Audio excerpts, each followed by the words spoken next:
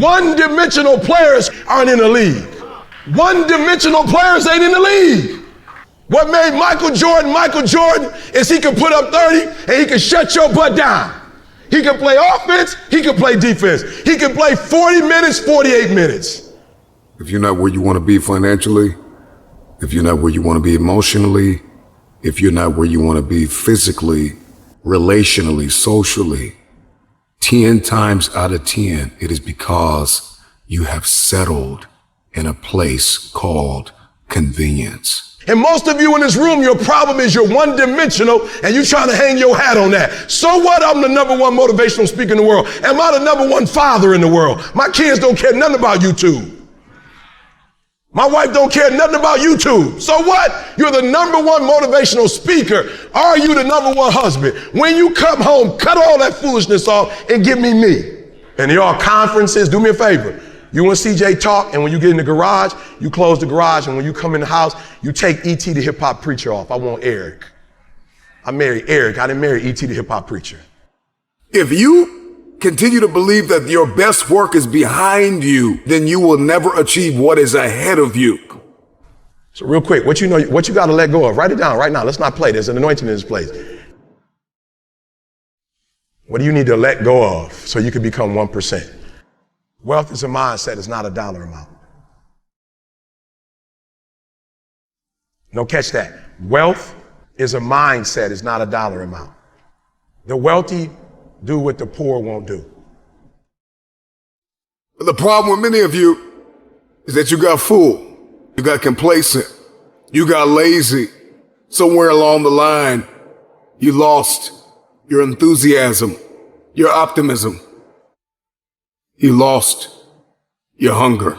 So we're going to talk about the wealthy in a minute. I want you to write it all down. I told you I wake up at 3 o'clock in the morning. I am willing to do what others are not willing to do so I can live like others would never live. Somebody say you get up at 3 o'clock in the morning. Why wouldn't I?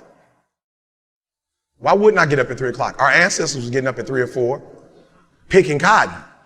Oh, you thought they was getting up at 9. You thought they was like, picking cotton today? Oh, we're going to start at 9. We're going to start at 9 a.m. It's going to just let the sun come up, and once the sun comes up, we're going to, you're sick? Oh, you get a sick day. If you want your future, then you are going to have to get acquainted with pain, with discomfort, with inconvenience.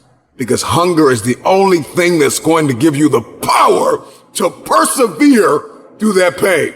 Here's what's crazy.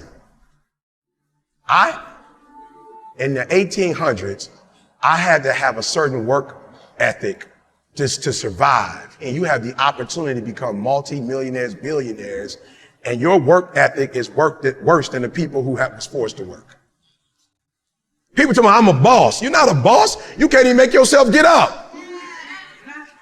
You got a t-shirt, I'm a boss, but you getting up at 8:30, 9 o'clock. Bosses are up watching the 3 o'clock news. Some of you didn't even know the news came on at 3 o'clock. Because you watched the 6 o'clock news. You thought that was the first one. The first news is at 3 a.m. That's the one Warren Buffett on. No, you're saying Warren Buffett is Warren Buffett because he's a white male. Warren Buffett is Warren Buffett because of where he grew up. Warren Buffett is not Warren Buffett because of where he grew up. Warren Buffett is Warren Buffett because what he does. He reads 6 hours a day every day. That's 42 doggone hours a week.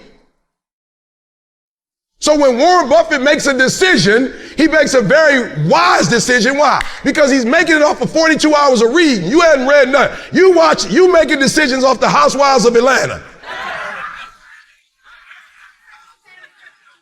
Warren Buffett is binging on, I was in the room with Warren Buffett. He said he was reading the financial report of GM in 1956. Why? Because that was their best year. He's binging on GM's financial records from 1956, and you binging on Power. But now you saying, hey, racist. They ain't racist when you're watching Power, though. I don't care if you got to listen to me 1,000 times. I need you to get crystal clear about your future. Because the only reason why you are here, the only reason why you're alive is because you have work to do. Come on, talk back to me. You are not a boss because you got all day to do whatever you want to do. And the most you can do is go to work for somebody that you don't like and you don't care for and dog them out and complain about them when they're giving you a check. They guaranteeing you a check. They making sure you got health care and you dogging them out. If you don't like what they doing, why are you still there? Go get your own job. They weren't the only ones that was blessed and that was fruitful and that could multiply and that could subdue the earth and have dominion. They're not the only ones. You can do it too, but your problem is you're not a 1%er because you don't live like a 1%er. If you want generational cycles broken in your family, if you want to be the first to achieve, the first to get it done, the first to see it, the first to do it, you must stay hungry.